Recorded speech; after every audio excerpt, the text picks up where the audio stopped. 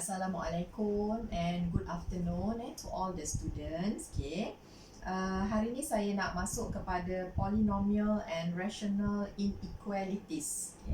Jadi sebelum ni yang kita dah belajar tentang equation kan, polynomial equation. Macam mana kita nak selesaikan, kita nak finding all the roots of the polynomial equation ataupun kita nak factorizing the polynomials kan dalam satu complete factors sebagai hasil darab complete factors. Jadi kalau kita bercerita tentang inequalities, maksudnya kita akan deal dengan tanda-tanda seperti macam lebih besar daripada kan, less than, greater than or equal, less than or equal lah.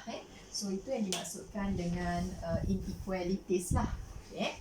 Jadi kalau katakan dia hanya ada tanda sama dengan, dan kita panggil dia sebagai satu equation. Alright. So before kita try to solve the polynomial inequalities, apa kata kita lihat dulu kepada properties of inequalities.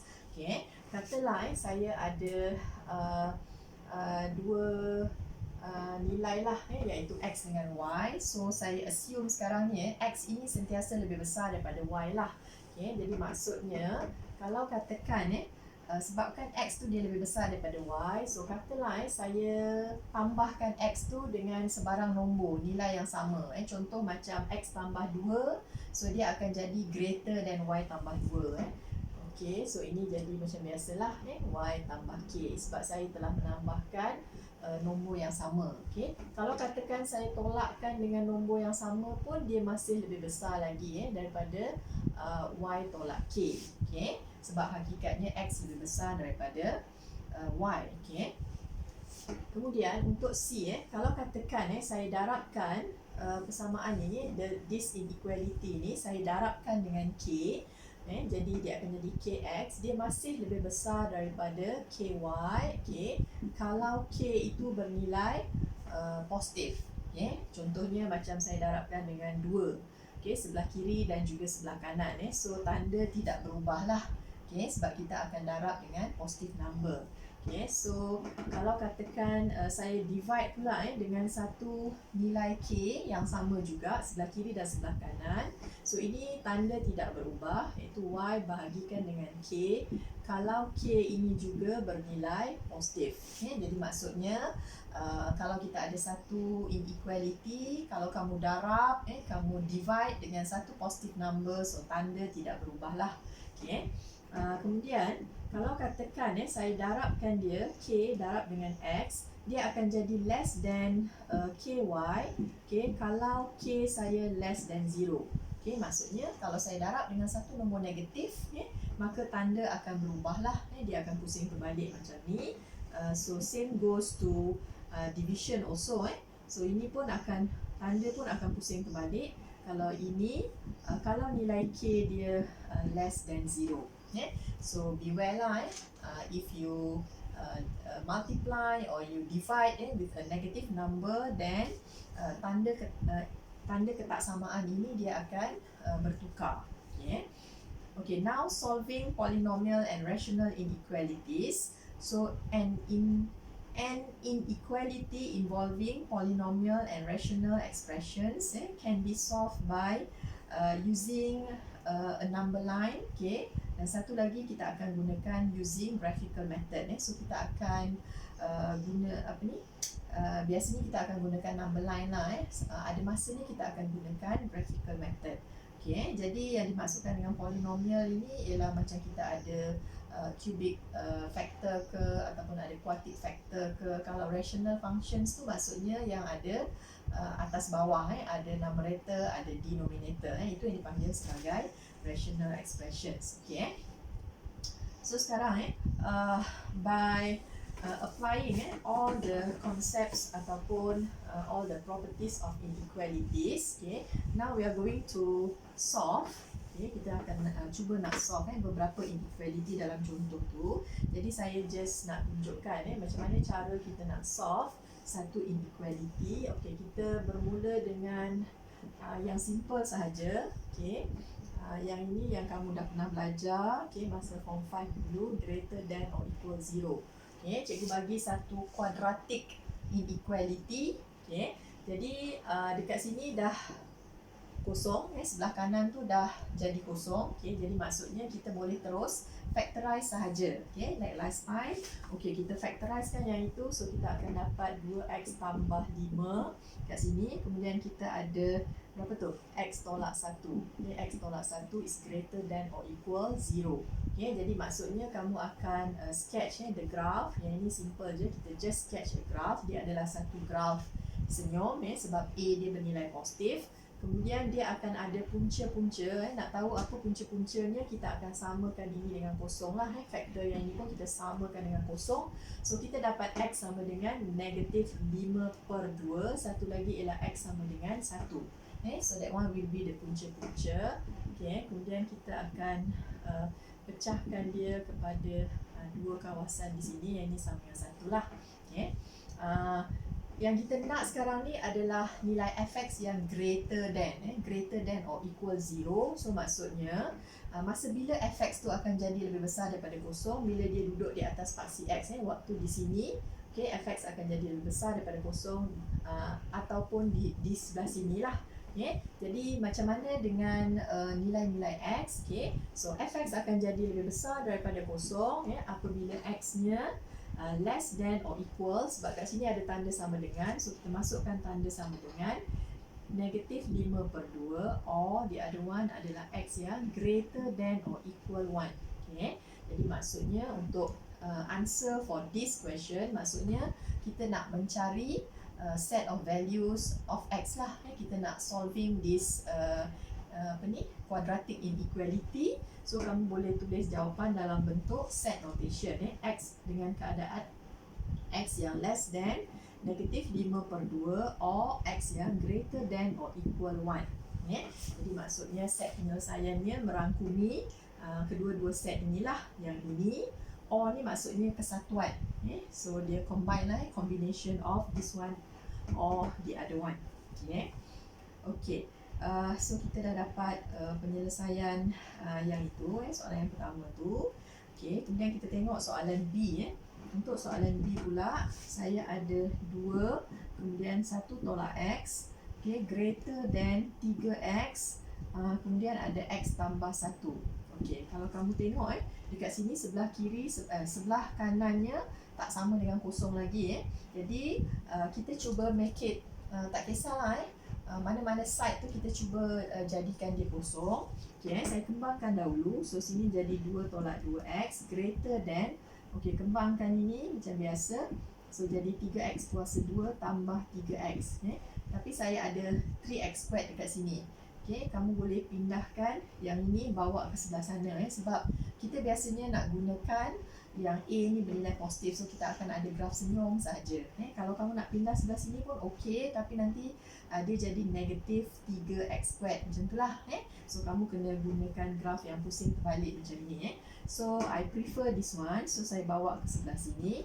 Tambah 3x boleh, tak ada masalah. Ini pindahkan ke sana jadi tambah 2x. Kemudian ini jadi tolak 2. So kat sini saya akan ada, sini jadi kosong lah. 3x kuasa 2, kemudian tambah 5x tolak 2, kurang daripada kosong. Jadi nampak macam tak berapa cantik kan. Okey, kita boleh pusingkan dia balik. So ini akan jadi tambah 5x tolak 2. Ini kan muncul ni ke sini, so less than 0. So ini samalah, ini saya cuma pusingkan supaya dia nampak normal lah. Okey, bila dah dapat yang itu, maknanya saya boleh gunakan graf senyum. Okay, sebab nilai A saya tu positif. So macam biasa, okay, sekejap kita factorize dulu. Okay, kita factorize yang itu. So dapat apa tu? Factorization dia 3x tolak 1. Kemudian ada x tambah 2. Okay, x tambah 2 less than 0. Saya factorize kan yang ini. So dapat yang ini. Maknanya sekarang saya akan ada graf ini juga. Okay, iaitu memintas pada negatif 2, puncanya pada negatif 2. Satu lagi adalah 1/3. Okay, samakan dengan kosong lah macam biasa.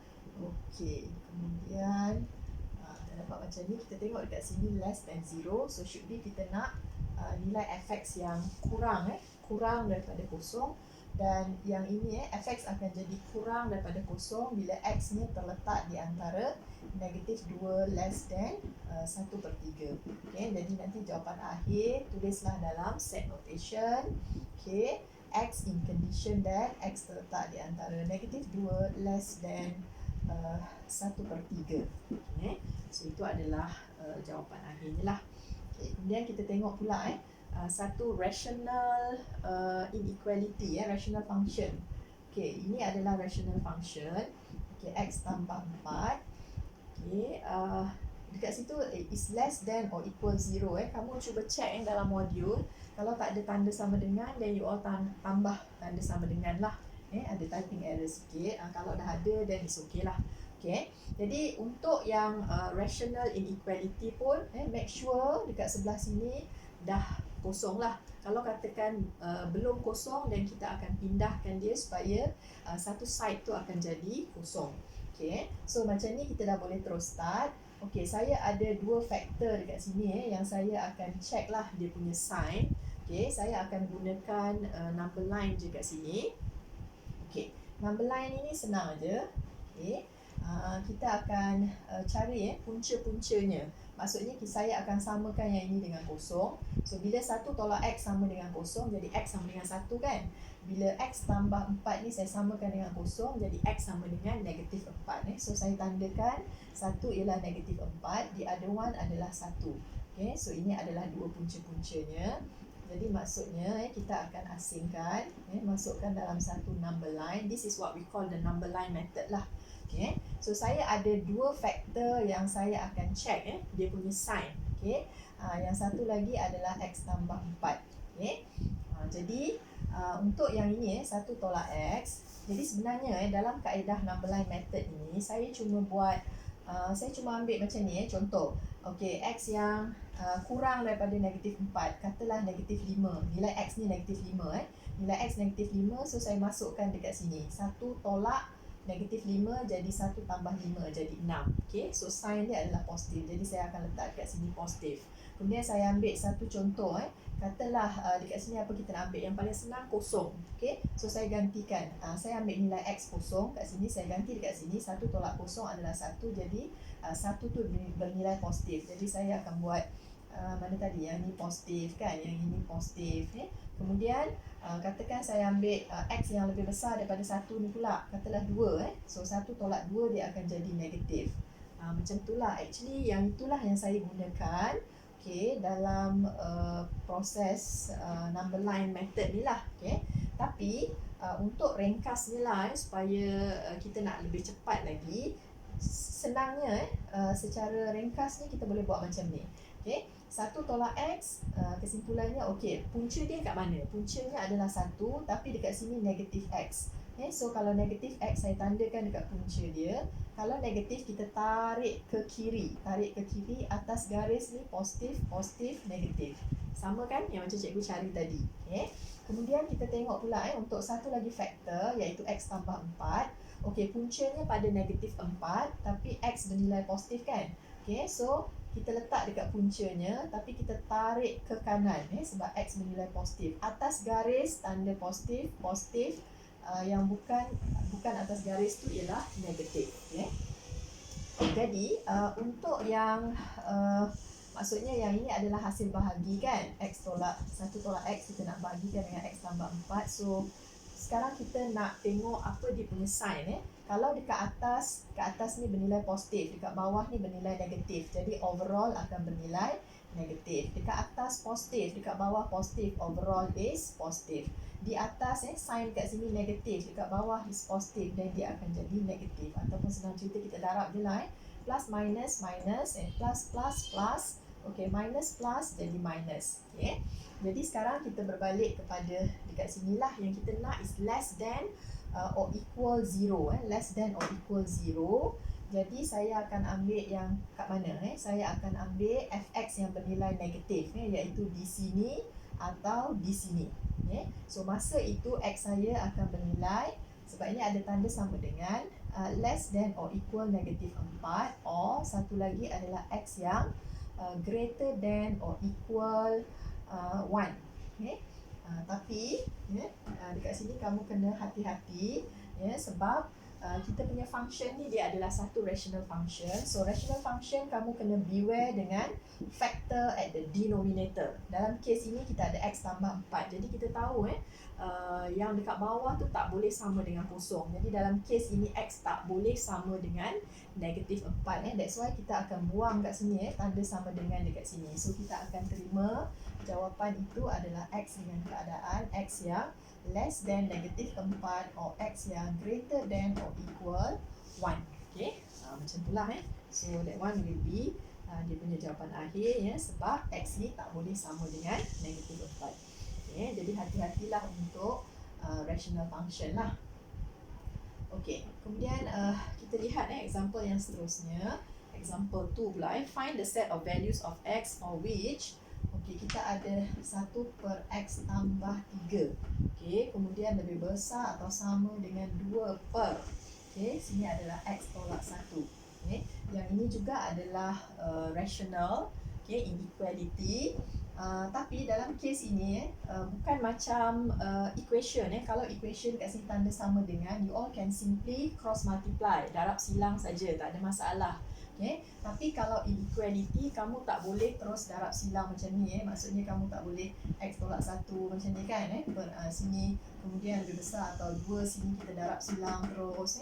Sebab apa kita tak boleh darab silang? Sebab kita tak pasti nilai yang kita nak darab ni, yang x tolak 1 ni, bila you nak cross multiply, kita tak pasti yang dia tu bernilai positif atau negatif.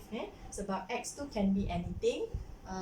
Dia katalah dia bernilai negatif 3, so dia akan jadi negatif. Kalau katakan dia bernilai 3, dia akan jadi positif.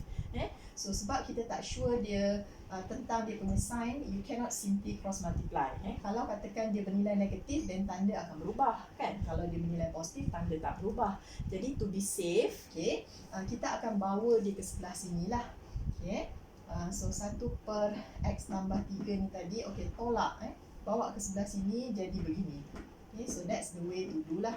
Ini lebih besar atau sama dengan kosong. Ada juga case yang mana kita boleh cross multiply. Contoh kalau kat bawah ni cikgu ada x kuasa 2 tambah 1. X kuasa 2 dah memang positif, tambah 1 is always positif kan, dah memang positif. Jadi masa tu sebab saya dah sure tanda dia itu adalah positif, maka saya boleh cross multiply sebab tanda ini tak akan berubah. Kalau katakan ada tanda modulus kat sini ke dah memang sure dia positif, so kita boleh simply cross multiply. Selain daripada itu, kalau katakan x kuasa 2 tolak 1 pun kita tak sure. Mungkin ada nilai-nilai yang akan menyebabkan dia jadi negatif. Jadi bila kita tak sure, kita bawa ke sebelah sini dan kita akan equating the denominator seperti biasalah. Equating the denominator kat sini, jadikan dia sebagai satu sebutan tunggal. Kemudian yang ini saya bagikan dengan ini, ke atas ni jadi x tolak 1, kemudian tolak 2. Sini ada x tambah 3 greater than or equal 0.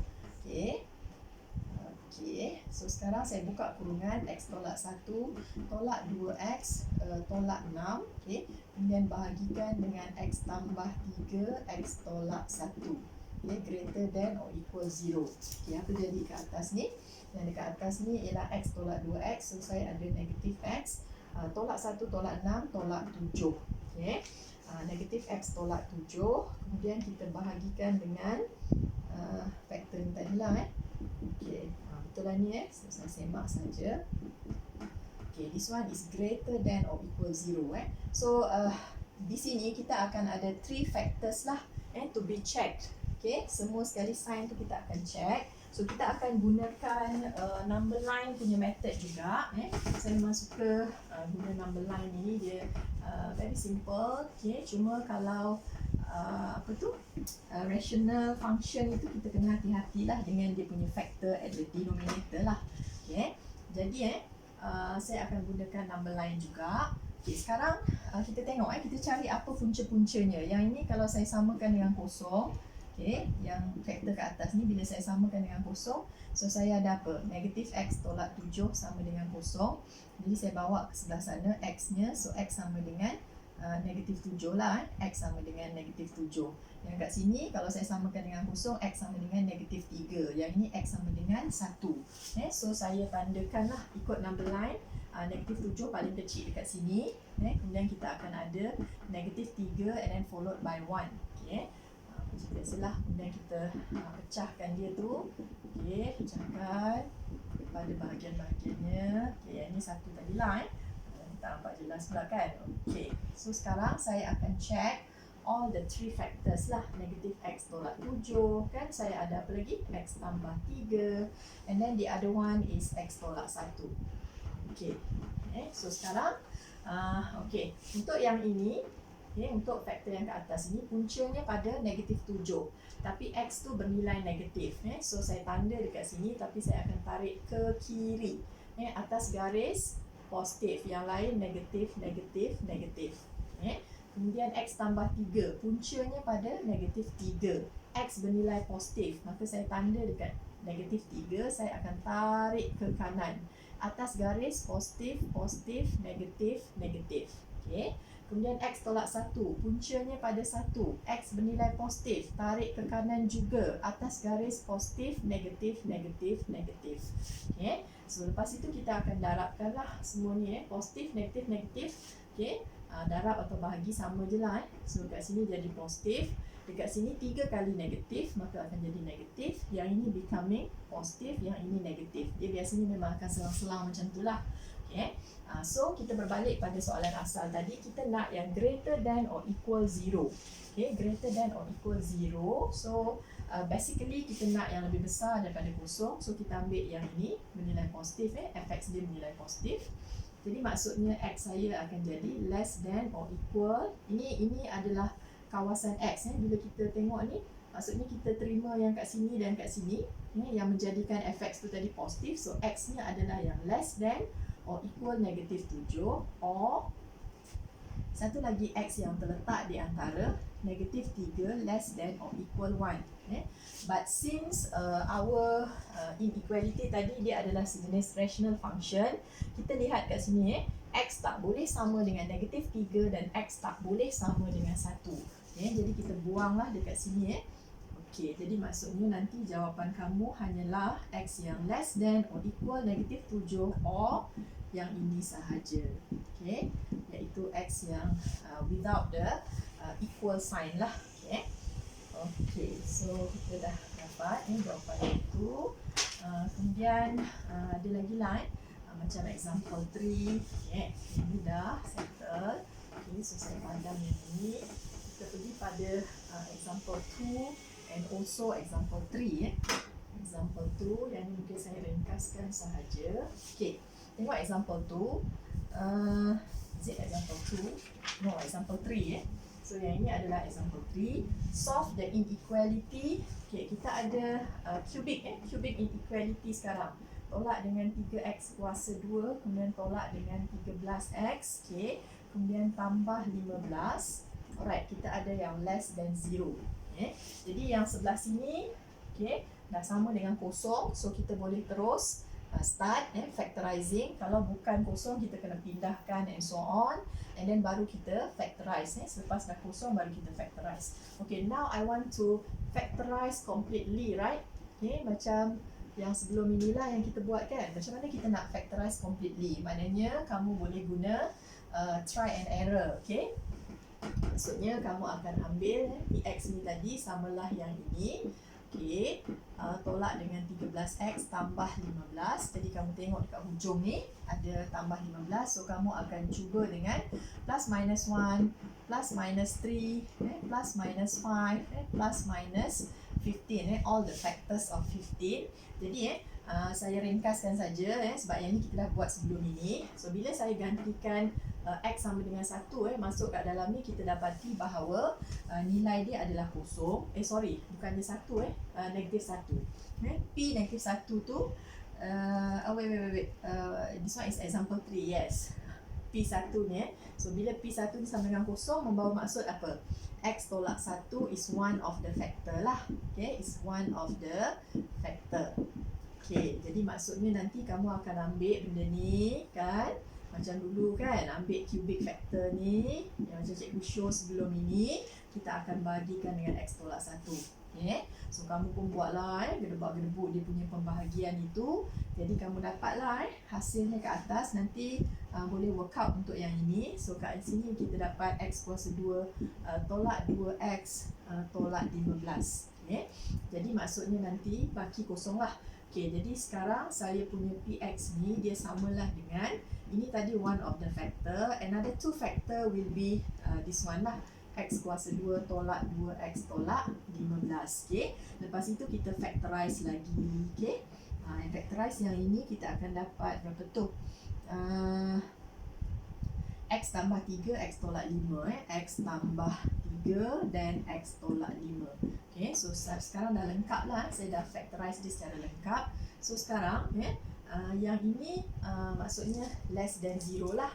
Okay, jadi kat sini saya ada X tolak 1, kan? Sini ada X tambah 3, X tolak 5. So kalau dalam case ini, you have to factorize completely first. Okay, jadi sekarang kita akan dapat yang ini less than 0.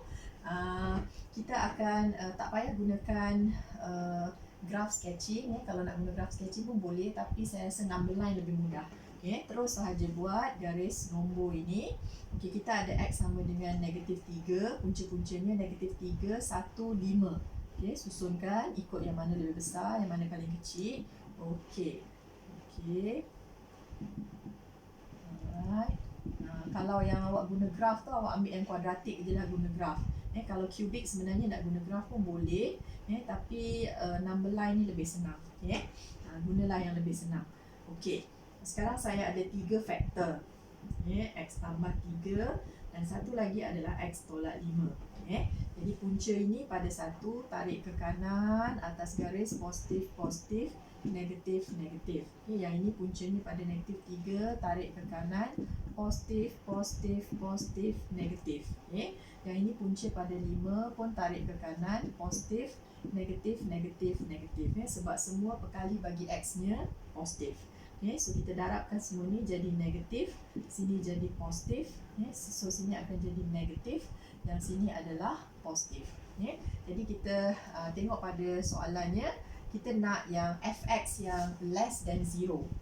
So ini adalah tanda lah. This is your sign of fx lah. Ini adalah sign of fx kita. Okay. Saya nak yang less than 0. Masa bila dia berlaku? Masa ini atau masa di sini? Okay. Apakah nilai-nilai x?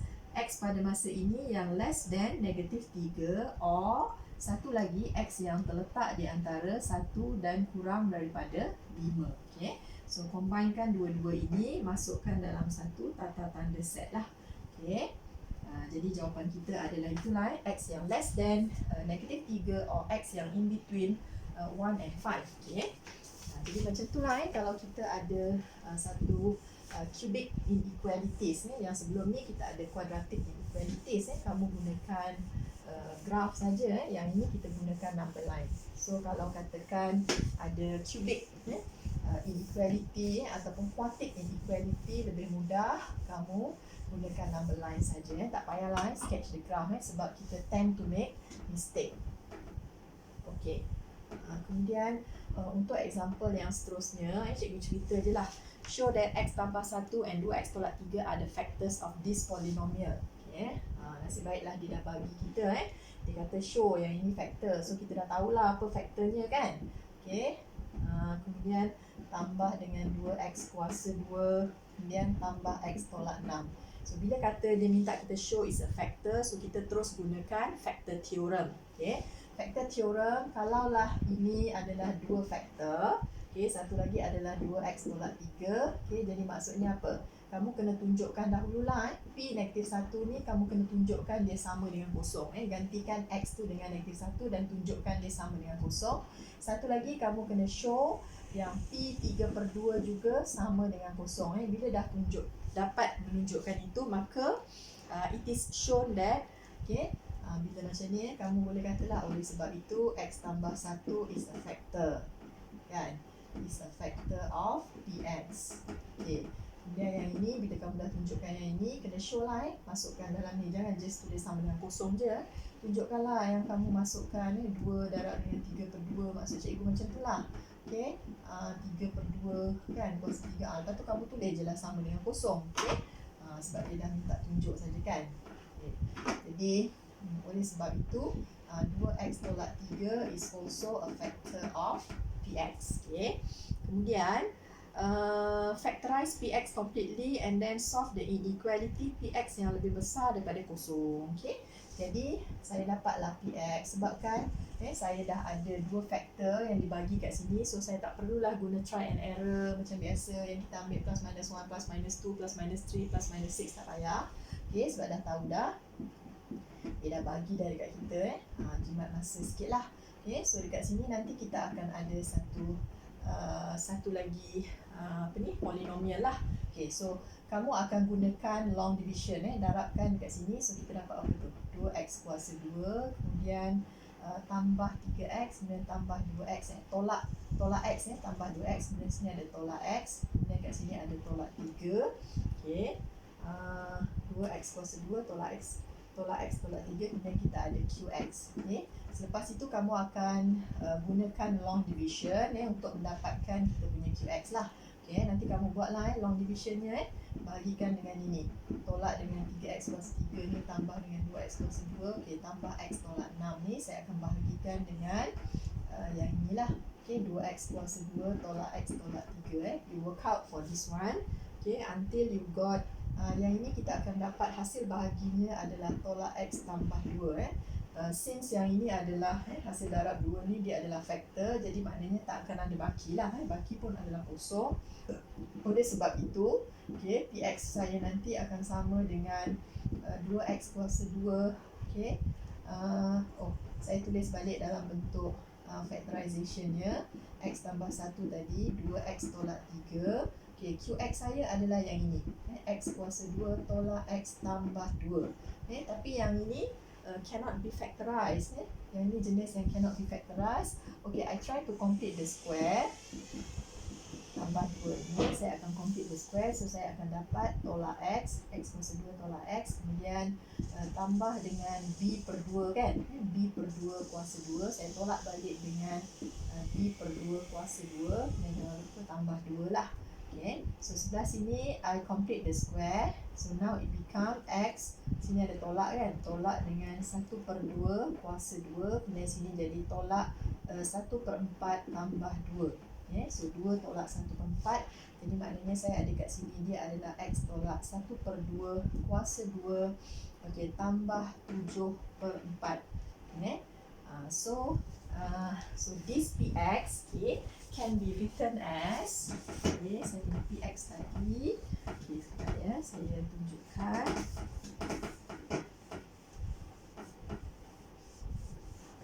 Okay, so now that's my px. Okay, so this px tu, okay, kita boleh tulis dia tadi sebagai x tambah 1, kemudian ada 2x tolak 3. 2x tolak 3. Okay, kemudian saya tuliskan yang inilah my qx just now, yang ini. So yang itu saya tuliskan dia sebagai hasil darab yang ini, x tolak 1/2. Saya tulis dia dalam bentuk complete square. Okay, tambah dengan 7/4 lah. Okay, so this is my qx just now lah. Okay, selepas saya complete the square, sebab saya tak boleh nak factorize dia. Kalau boleh factorize, then you all factorize lah menjadi hasil darab 2 faktor lagi. So all together ada 4 factors lah hasil darabnya. Okay, jadi sekarang bila kita nak the checking process, the checking of sign of this px, okay, kita tengok yang dekat sini. Dekat sini kita dapati bahawa x tolak 1/2 kuasa 2 ini sentiasa lebih besar atau sama dengan kosong for all values of x. Dia sentiasa positif lah sebab ada kuasa 2 kan. Jadi dia sentiasa lebih besar atau sama dengan kosong. Paling kecil pun kosong lah. Tapi bila kita tolak 1/2 ni kuasa 2, kita tambahkan dengan 7/4. Maksudnya kita tambahkan lagi dengan satu nilai positif lah maksudnya. So dia akan sentiasa lebih besar daripada kosong lah kan. Okay, Jadi kalau dia sentiasa positif, jadi tanda positif dekat sini dia tak akan efek lah dengan keseluruhan tanda untuk PX. Jadi maksudnya yang ini kita boleh abaikan dia daripada the checking process.